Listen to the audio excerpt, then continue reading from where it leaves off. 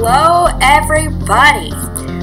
Welcome back to the Two-Laced Dragons channel. I know we haven't been on in a while, but stuff has been going on, like life. And I'm just glad to be back here. This is Evan, one of the Laced Dragons, and I'm here to start a new Let's Play series with y'all called Geneforge. Geneforge is an old game, copyright 2001, or a little older, I think. And the graphics are, you know, effectively very aged. And it's a really cool game, however. It's a really intelligent, open-ended RPG. And it's basically based around the idea that player characters live in a society where a certain caste of people can create life, and what are the consequences of that. It's a five game series, actually, so the 5th game came out recently and is quite pretty with regards to graphics, but I am nostalgic for the first one, so that's the one I'm going to be playing with you guys first. We can obviously move on to the others if you guys express any interest. So let's start ourselves a new game. Okay, so I'm going to name myself Evan, and you can be either a shaper, a guardian, or an agent, and they have different, generally different, like, aptitudes. Down here we have our description. Agents travel around on the command of the shapers and solve problems, usually violently. So that's like, agents are assassins. Guardians are like big buff guards, and shapers are the ones who make new life, you know, creations they're called in this game.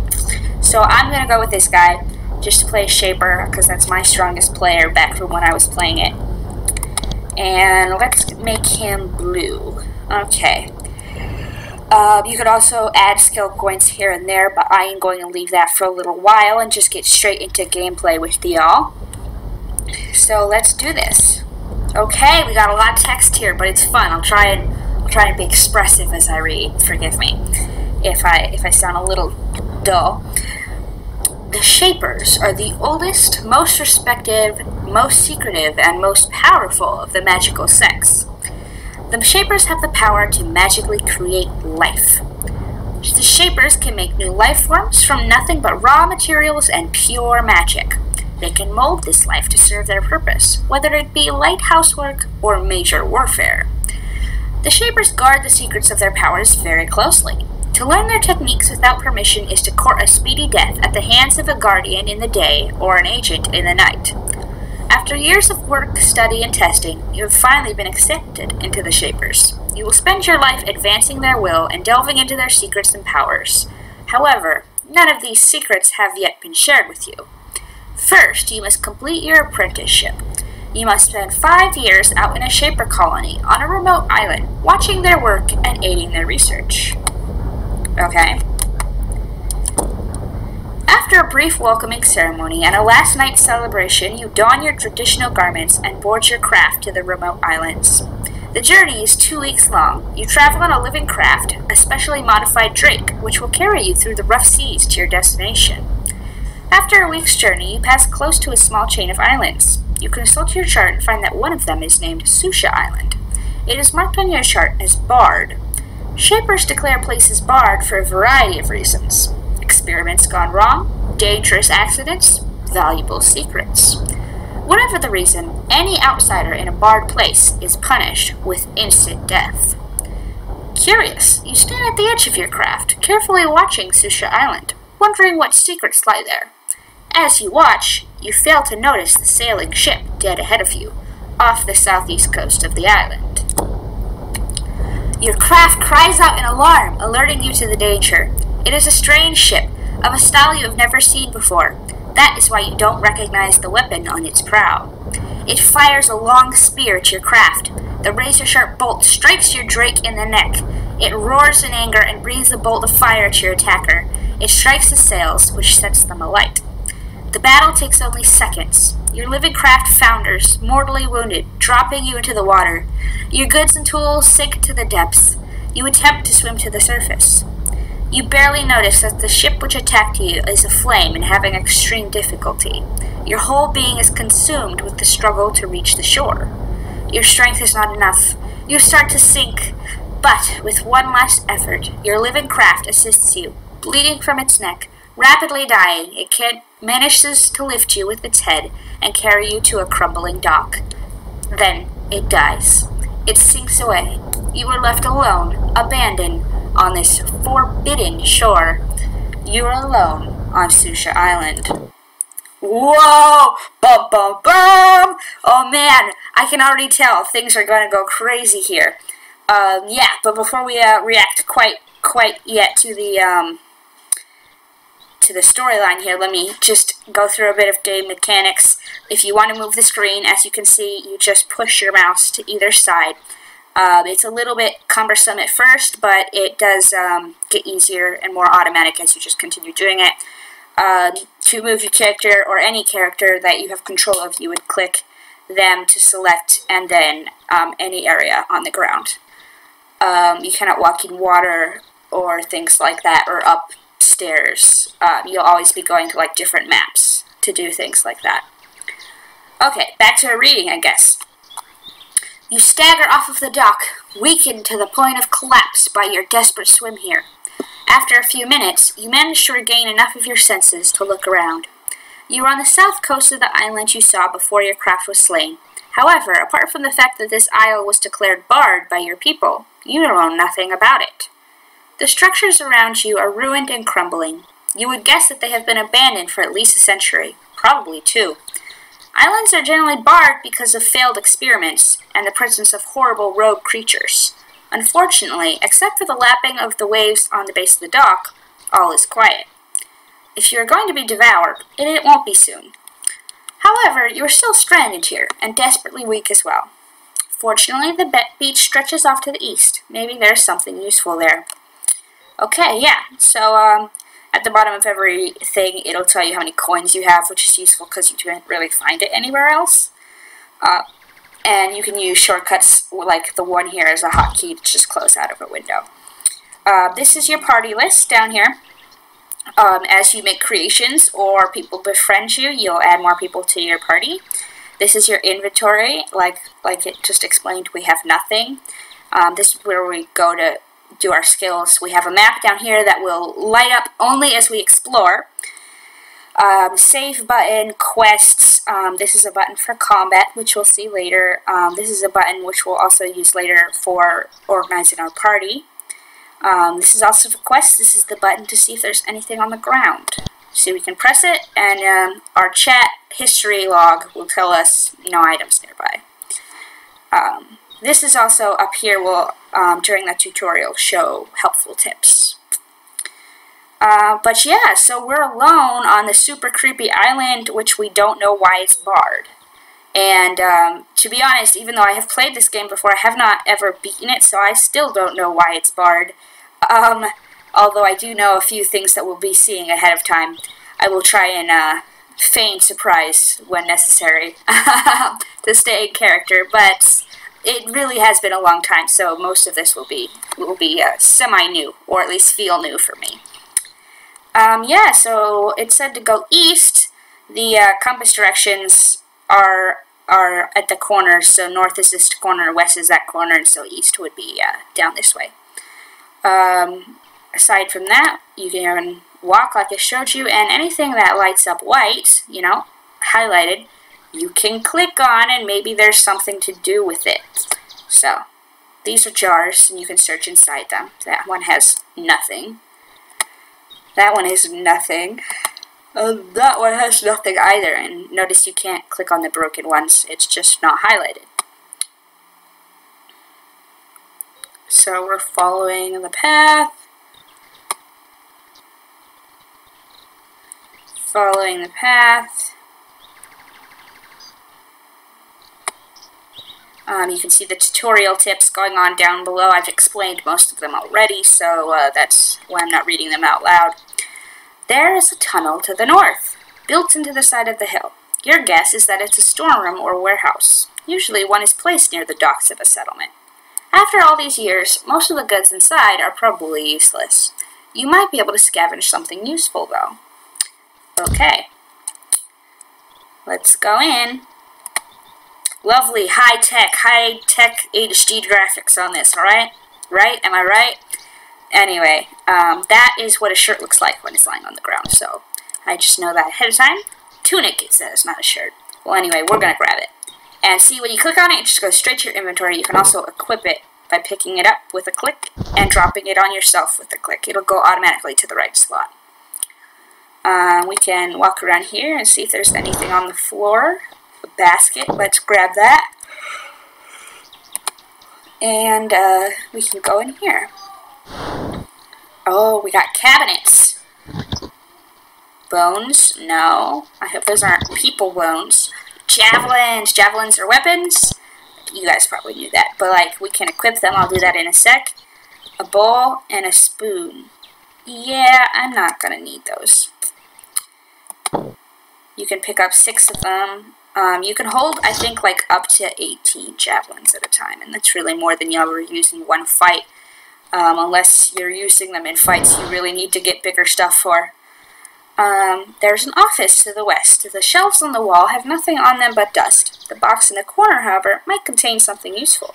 Click on a box or case to search it, like I said. Okay. Cabinet. The box contains a variety of papers. You rifle through them eagerly, hoping for a clue as to where you are, or what might have caused this island to be barred. It's no use. The papers crumble at your touch. Beneath the papers, though, you find something interesting. It's a brass key, none the worse for wear for its long concealment. You take it. Mwahaha, we have a key! I bet you we're gonna use it. Okay, let's get this thing on the floor over here. This is a cloak. Okay, yeah, we'll take that and equip that. I don't know if you guys heard the little jangle sound, but there was a few coins on this table here, and when you click get to see if there's anything on the ground, you just automatically pick up any money.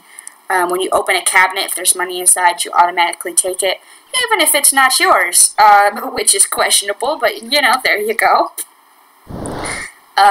This thing is a door, and you just stand right in front of it and they open. That's the mechanic for this game. Oh, more to read, okay.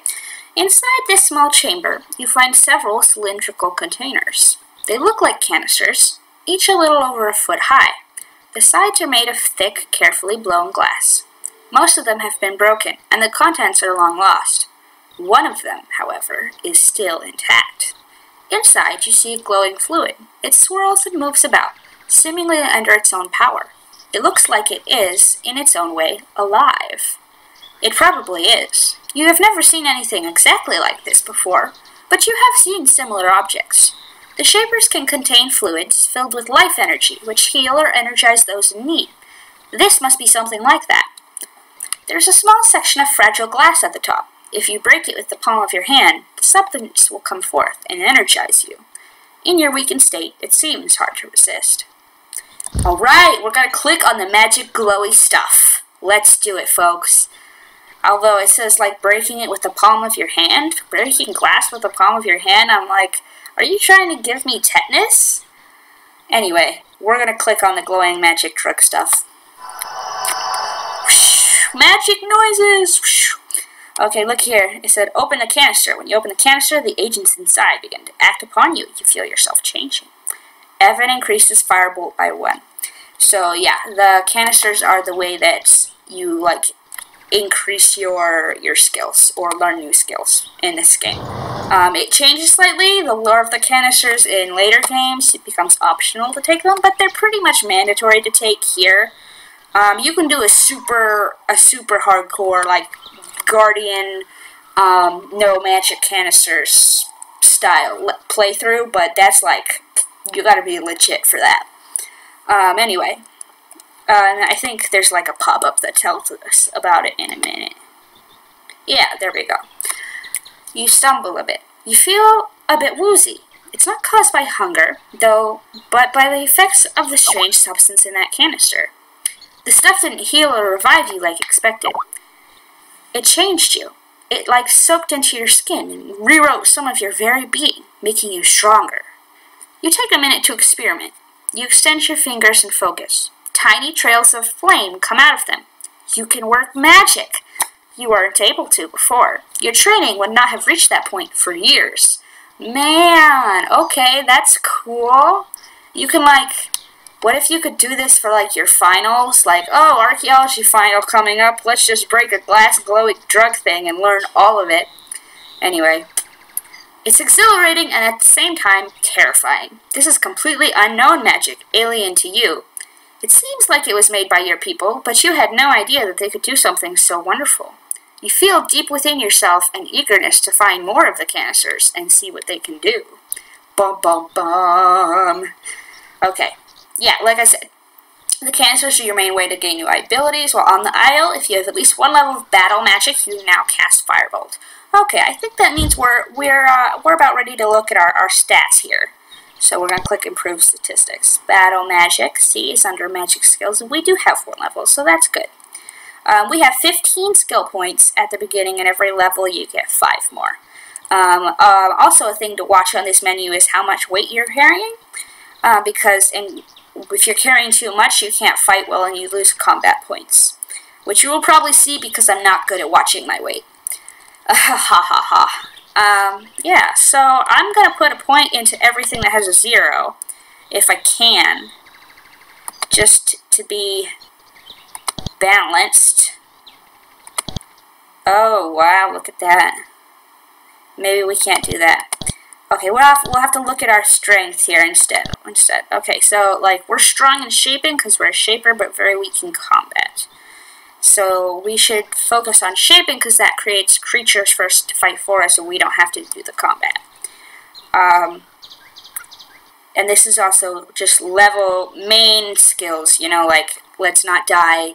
Intelligence gives you more ability to make stuff. Dexterity gives you more turns in battle, and strength lets you carry more shit. Okay. So I always do at least 1 luck. Just, you know, there's a description down here. How fortunate you are, it helps you in many ways. Also useful in special encounters, that's why I have at least 1 of them. Leadership and mechanics are really good, like, early game points, because leadership makes people like you a bit more when we get to the point where we can have conversations with people. Right now, like, we're on a deserted island, but later there's a conversational ability.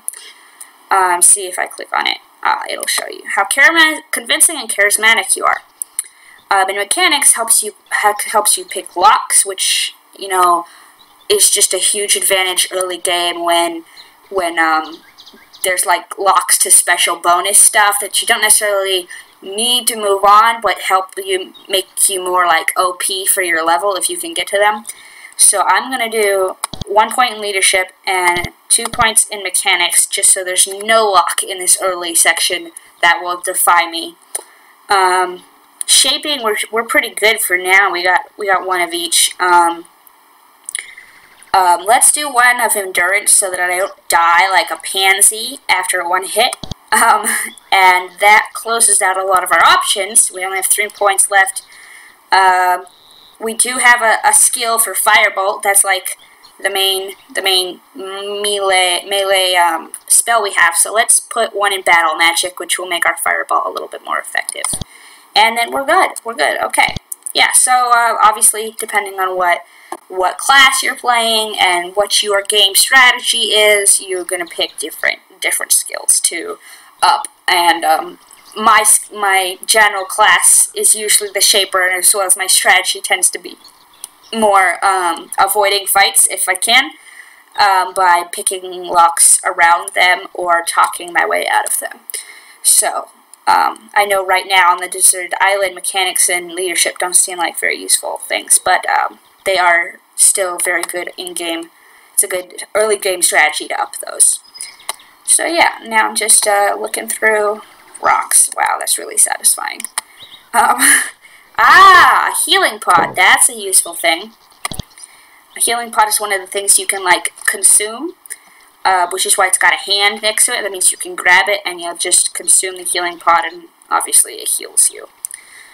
I'm going to go down this little alley before I go further. the maps are really, really nice and well thought out, considering the fact that they like have to be stuck in a square each time, and they're very much cubic, almost Minecraft-like in their organization.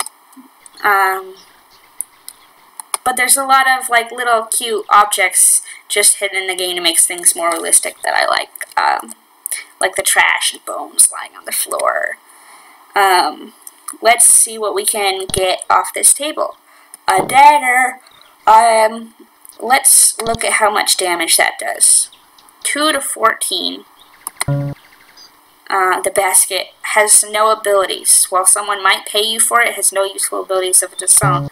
Okay, that's nice. Yeah, look. Oh, nice descriptions of everything. I'm trying to see what the javelins do, though. 4 to 24. Yeah, we're gonna keep the javelins equipped. There we go, and not the dagger. Unfortunately, we can't equip them both. Okay, look, this tip says, the door to the north is locked. The lever inside the guard post will open it, but only if you can find the key. Levers can be unlocked with the right key by having enough mechanic skill. See, I told you. Or by using enough living tools on them. Living tools are like lockpicks. We'll see them later, if we're lucky. They're like gold in Geneforge. Like, they're so hard to get and they're so expensive. Okay. This was probably the barracks for some guardians or agents. There isn't much left, and the beds are ruined. It's starting to look like whoever was here left very quickly. A bunch of stuff was left behind. Whoa! Is it a bunch of stuff we can take advantage of? Yes, it is. Okay, I already have one of those, but I'll grab it myself anyway.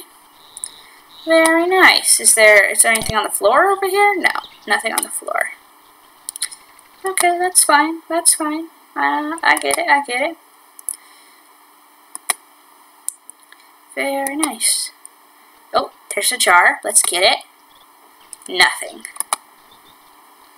Click. So, oh, jar. Yeah. Okay, so another thing to point out is you'll notice that like some of the screen goes dark, and what's dark represents what I can't see. So even if I've already uncovered it in the map and I know it's there, I cannot technically see it, which means like if there was like a monster or person right here where my mouse is, it would not show up on the screen because I can't see it. It won't show up until the area that it's in is lit up, which is useful. And you'll notice like if in the future we get the chance to like go in a cave or something that's not lit, the area that lights up, like my line of sight will become much smaller to represent the fact that it's dark where I am. I thought that's just like a cool mechanic to show you guys, because I didn't realize about it till very late in the game. Okay. You immediately recognize where you are now. It was an inn, where visitors and travelers could stop for steaks, drinks, and sleep. The crumbling roasting pit still dominates the center of the room. You are getting confused. Why is there so much here? Most islands are barred because of experiments gone awry, and most such experiments are performed by very small groups, in crew quarters far from society. Yet you've seen warehouses, guard posts, and now an inn. At one point, a lot of shapers lived here. Now, they're all gone. Why? What could have driven so many people off? And what took their place? Ooh, they're trying to up the suspense here, I can tell. Oh my goodness. Well, let's explore this inn. See if anybody left their jewels in their bed. Oh, lever. Let's pull it. I have like no impulse control also, so like if I see a lever or a door or there's a sign that says keep out, I'm gonna do it anyway. A robe and a belt. Ooh, let's equip a belt and a robe. Oh, you can only equip one or the other. Well, how much does this have? +1 armor. What does this have? +3 armor. Cool. We're now wearing a robe. Okay. Let's go down. Oh, I guess the lever opened that door. Anything in here? No. What about here? Ah! Yes, I want those. Cool. Yeah. If you don't see my mouse click on something to select it, it's because I used a hotkey or something to grab it. Okay. Looking to the north, you can see that you are not alone on this island. Oh. Though you are worried about horrible creatures and mutations, the first life you encounter is nowhere near so terrifying. It is a flock of orcs. Orc, orc. That sounds like a sound a pig would make. The orc is a shaper creation. It's slow, clumsy livestock animal, hardy and laden with meat, so it is a pig. Shapers created them to stalk areas unfriendly to non-created animals, such as, apparently, this one. You notice that these orcs have large tusks, probably added by the shapers to protect them from predators. Fortunately, they are likely to leave you alone if you leave them alone. Oh, okay. I don't see any orcs. Oh, there's one. Whoa, it moves like a cow. It doesn't orc like an orc. It moves like a cow. Okay. This particular piece of livestock seems friendly enough, but it has neither the inclination or the ability to carry on a conversation with you. Okay, I'm kind of dead to the fact that they moo and not orc, but that's cool. Anything? Oh! We ballin' out of control. Let's go to Vegas. We got a gemstone. Yes, I'm here for this. Okay. Alright, is there anything else to see around here? I think we're just about finishing up the square map we have here, you know? Each little area is a square just because of the constraints of the game, how the designers decided to do it. Oh, we got a special building. Let's go in here. Let's look in the cabinet. Thorns, okay, and a lever. Let's pull the lever. Aha! To open this door, you need to unlock the lever. If your mechanic skill is 3 or higher, just click to open it. Otherwise, you need to bring a living tool here. Use it, and then select the lever. Nice, look at that. See, I told you it was a good idea to up my mechanics. And now we have stuff on the floor. Okay, icy crystals are weapons, and thorns are like bullets. In a special thing called a thorn baton, which apparently is not here. But we'll take those. Trash. Okay, so everything was on the floor, not in the cabinet. That makes total sense, obviously, in this locked room. Anyway, looks like that's it for the level, because this highlighted section over here will give our player a bit of time to walk.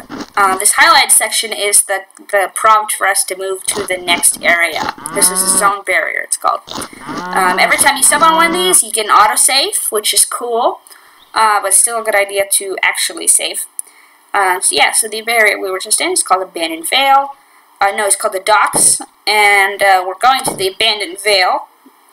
And this entire thing will contain areas. I think there's like over 50 of them. And you can get an idea of things by looking around, like there's a bridge here and a bridge there, one down here. There's a little village looks like here. There's other docks on this side of the island. That's a door right there. I don't have any idea what it's doing there, but it looks pretty cool. It's a nice square island like everything else in this game, but you know, it's cool looking. Yeah, so there's a town right there too, and a town real close to us, which we'll be seeing soon. I do know what lies in that town, but we will save that for another video.